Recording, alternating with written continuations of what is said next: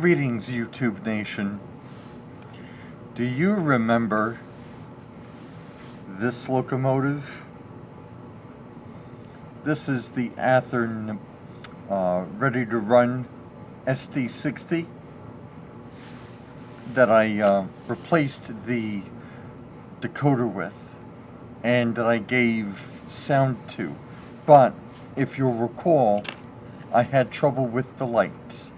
Could not get the lights that that were on board did not work, and the LEDs that I wanted to replace them with also didn't work. Well, I'm going to give this girl light if it kills me. Cue the intro.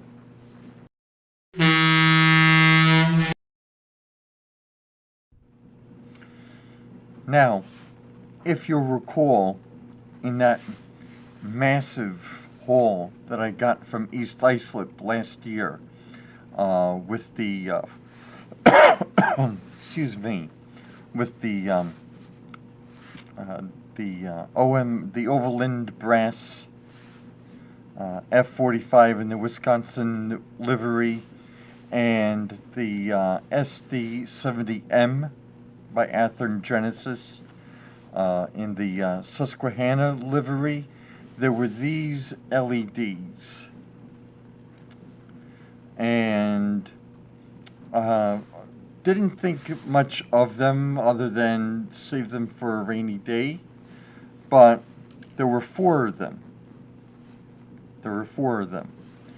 And three were soft white light, and one of them was red. We're not going to use the red. We're going to use the soft white. So I'm going to crack the shell open for I'm going to crack the SD60's shell open, and then put wire these LEDs. I may have to reset the decoder after I install them, because I did something with the CV value on the decoder to see if it would work with the LEDs that I wanted to put on. And if that doesn't work, I may have to. I'm going to see if it'll work. These lights will work with the CV setting that I put in. Otherwise, I'll just have to reset the decoder and see where that takes us. So give me a second to crack the shell open. Hold on.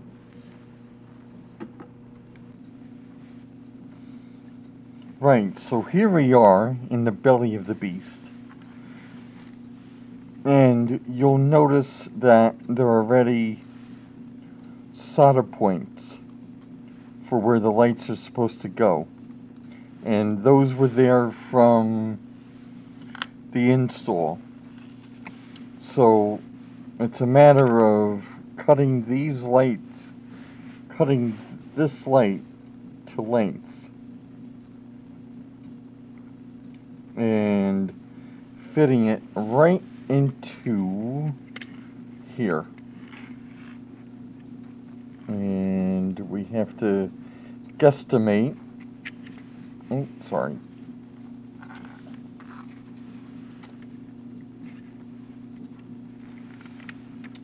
Can you see that, guys? Yeah. So we would have to guesstimate the length to cut the wires down to for this end, and then for the tail end,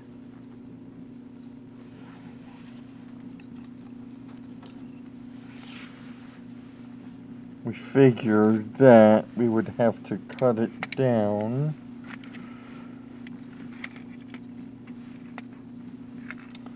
to about that approximate length.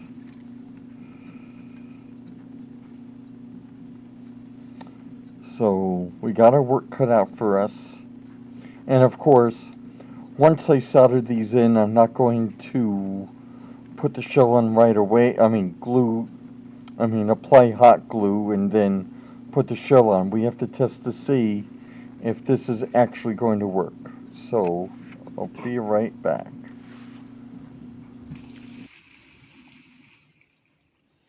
Alright, moment of truth. Here we are in the layout, and I'm going to switch on the main line.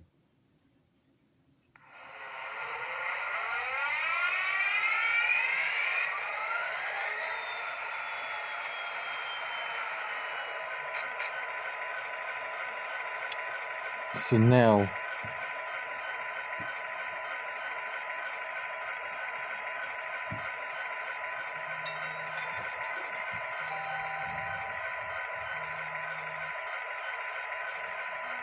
I'm going to select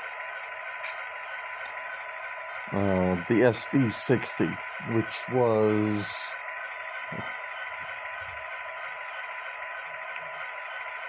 '7360.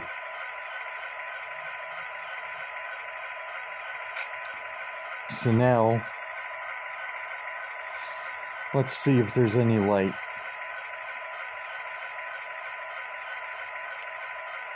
No light.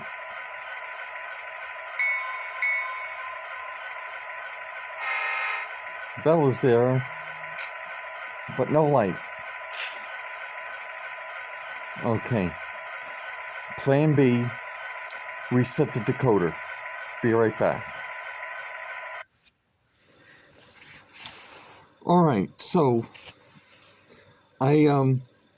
following going back to the drawing board, I sent an email to Soundtraxx support explaining my dilemma and seeking out a solution.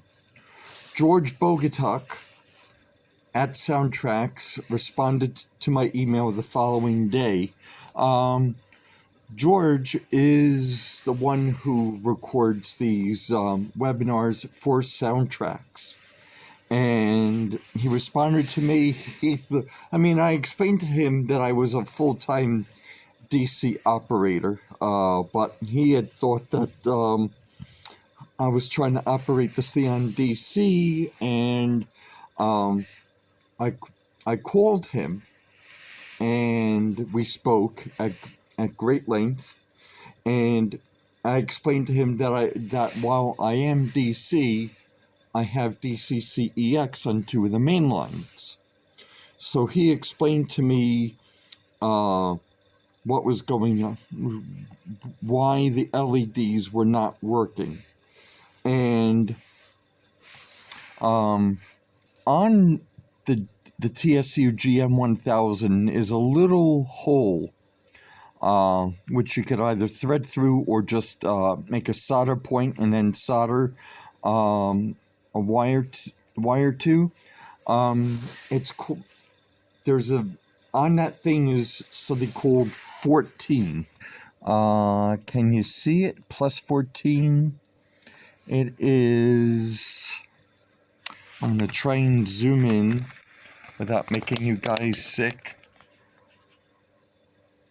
And it is right over here, where this bluish wire is. So what he had explained, how he explained it to me was the decoder. It didn't have enough power to supply these LED bulbs. They were designed for a lesser voltage. So what he advised me to do was wire up the two positive connections to the bulbs together and either solder them to 14, to the plus 14, or take a piece of scrap wire, solder the scrap wire to plus 14, and then solder it to the two positive connections. And of course, the bulb's negative connections go onto the negative clips of the decoder, where the headlights go. So I am going to power up this big girl.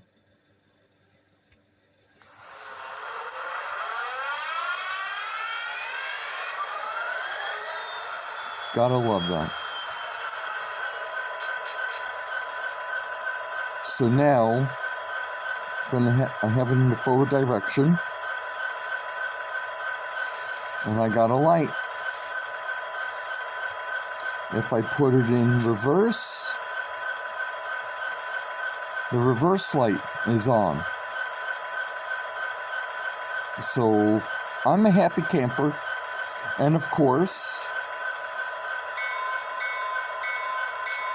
the bell works, and the horn works. Still, I didn't muck that up.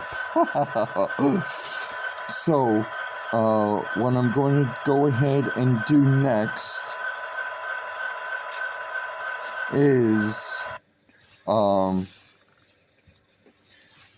going to take some hot glue, and I'm going to glue it to the shell, and then put this mishigas back together. So we'll be right back. Okay, so we managed to get the shell to swallow all the wires without losing any connections, without losing any nerves or temper. And we have it on. Now, it's kind of a little bunched up over here, but it doesn't really show it, but it's on. Couplers are in. It's all screwed in. It's all nice. It's all neat. So I am going to administer power.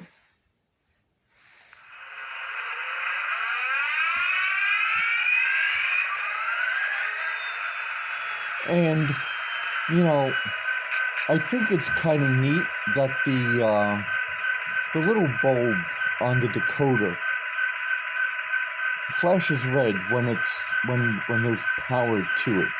And the little red bulb is showing through the vent right over here. I think it's pretty nifty. So I am going to turn the light on since we're in the forward direction. Awesome stuff. And I'm going to move her forward.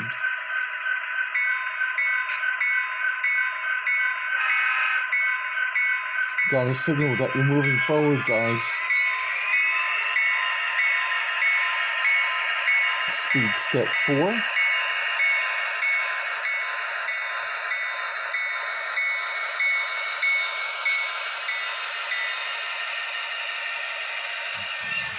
Now, I hope you guys don't get dizzy.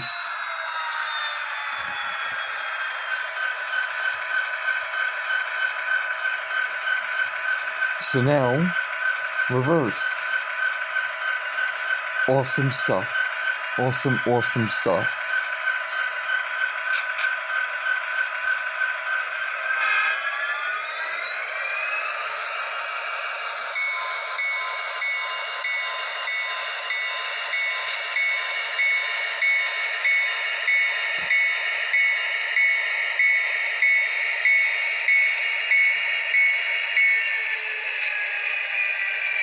So now,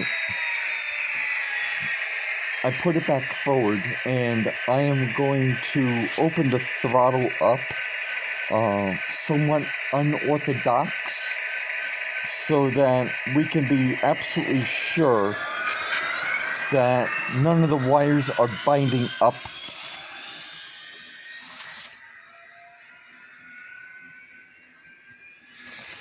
We're going to have her go around.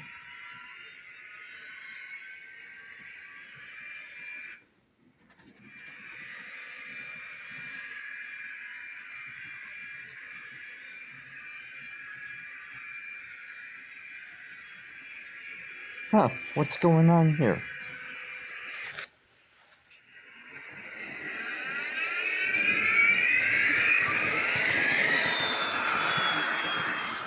Well, technically speaking, there is no bind up, although the decoder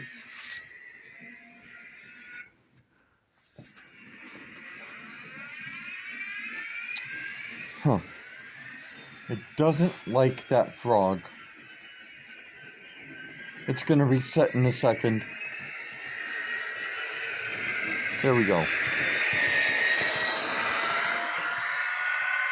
I'm going to stop her.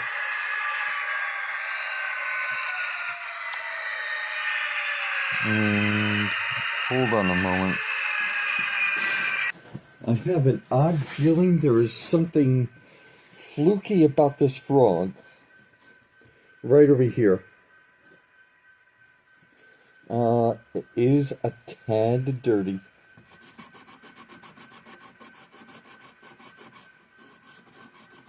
I do have to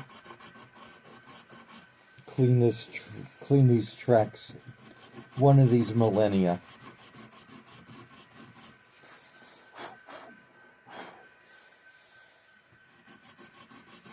You see, unlike the frog over here and the frog over here and here, you might not see it, maybe off camera. This one is metal. So chances are it just doesn't like this frog so much. This one is plastic. However, this one is metal, and if you're not careful enough, you're going to have some nasty outages. Now, my one bonus, this is the one thing that I have against the DCC, and that is because ordinarily a DC train would not have any trouble whatsoever with this frog. I've run several DC locomotives on this main line, even after wiring it for DCCEX, and never has there ever been an issue with the loss of power. Right over here. Some of the DCC locomotives, if not maybe all of them, have been problematic right over here. But I'm just going to take some WD-40 over here. And also, well, not regular WD-40, the contact cleaner that I swear by. I'm going to take it here also.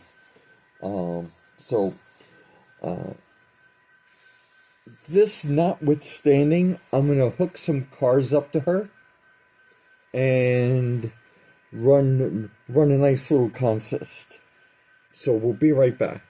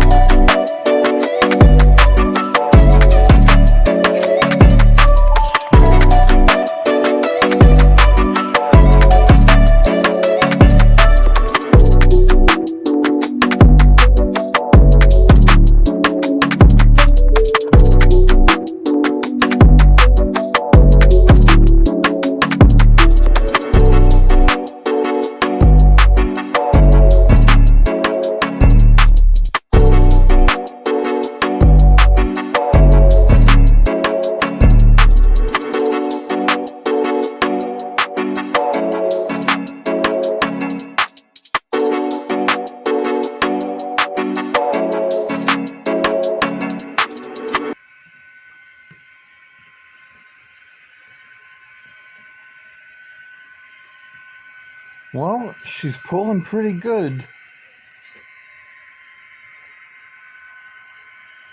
And I'm sure you've noticed that there was a CSX caboose at the end. Historical note, this real-life locomotive, the actual demonstrator unit, was delivered to Conrail. So while it operated while under Conrail's ownership, but I don't have a Conrail caboose, not yet at least. But she's pulling pretty nice. I'm going to jinx it by saying that she didn't hiccup at over at the wall. So let's see if I'm going to jinx myself. Yeah. Oh. Hello.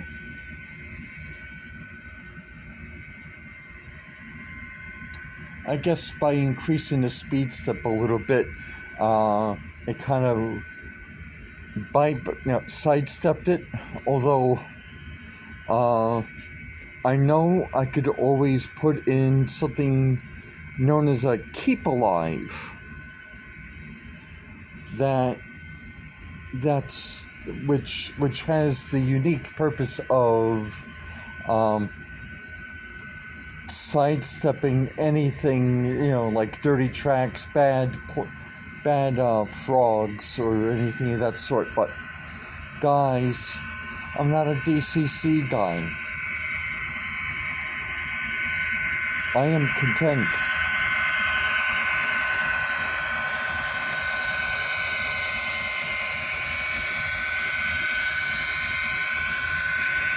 This is a remarkable locomotive.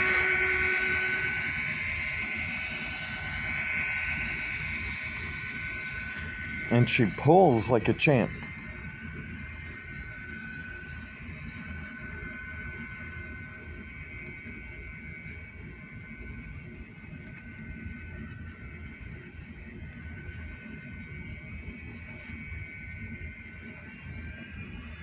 Yeah, I increased the speed step a little bit because I can.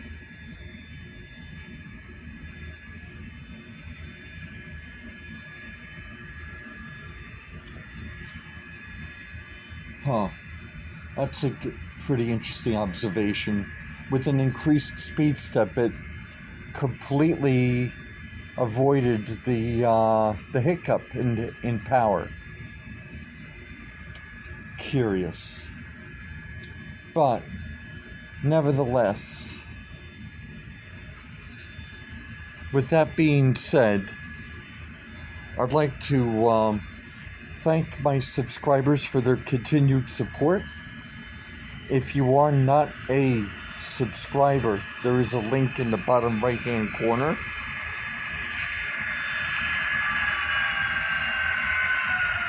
Please like and share this video.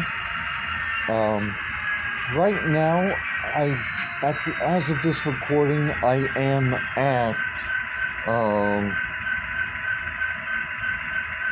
am I still at? I am at 350 subscribers. Thank you so much for your support.